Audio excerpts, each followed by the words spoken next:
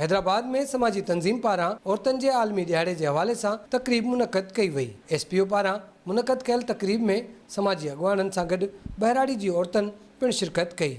1907 में जेको आहे 8 मार्च ते हिकिड़ो अमेरिका जो हिकिड़ो शहर हुयो न्यूयॉर्क, जंहिंमें जेके गारमेंट्स कंपनी जूं कुझु औरतूं हुयूं जिन्हनि सड़कनि ते निकिरी करे मुज़ाहिरो कयो हुयो त असांखे बि मर्दनि जे बराबरी जा हक़ ॾिना वञनि। उन खां पोइ जेको आहे सो मुख़्तलिफ़ एजेंसीज़ ऐं पुलिस खे घुराए करे उहो मुज़ाहिरो रोकायो वियो हुयो ऐं औरतुनि ते ज़ुल्म कयो वियो हुयो ऐं उहे ज़ख़्मी थी हुयूं। उन खां पोइ हिकिड़ी कॉन्फ्रेंस थी ऐं उन खां पोइ ही हर साल ते न पूरे दुनिया में जेको आहे हीउ ॾियारो मल्हायो थो वञे।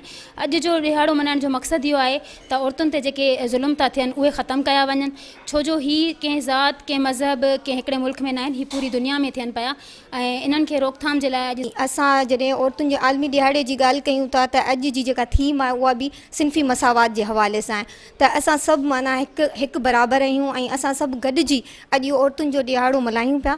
त जीअं असां इहो हिकिड़ो त क़ौमी यकजहती जो मुज़ाहिरो करे सघूं त का बि औरत हिते जेका आहे उहा अकेली न आहे। अगरि कंहिं बि हिकु औरत सां ज़ुल्म थींदो या तशदुद थींदो या उहा कंहिं पंहिंजे सिन्फ़ी हक़ जे हवाले सां आज़ादु न आहे त असां सभु उन जे लाइ आवाज़ु खणंदासीं। 8 मार्च इंटरनेशनल डे ते मां औरतुनि खे सलाम पेश कयां थी। जेके बि ज़्यादती थियनि थियूं ज़ुल्म थियनि थियूं उन जे हिसाब सां उन्हनि खे तहफ़्फ़ुज़ ॾिनो वञे ऐं जेके बि कानून ठहिया आहिनि उन्हनि ते अमल कयो वञे, गवर्नमेंट जी तरफ़ां उन्हनि ते अमल करणु घुरिजे। समाजी अॻुवाननि घुर कई त औरतुनि ते थींदड़ हर क़िस्म जे ज़ुल्म ऐं ज़्यादतियुनि जो ख़ात्मो आणे औरतुनि खे बराबरी जो हक़ ॾिनो वञे। कैमरामैन नसीरुद्दीन सां गॾु फ़हीम बबर, सिंध TV न्यूज़, हैदराबाद।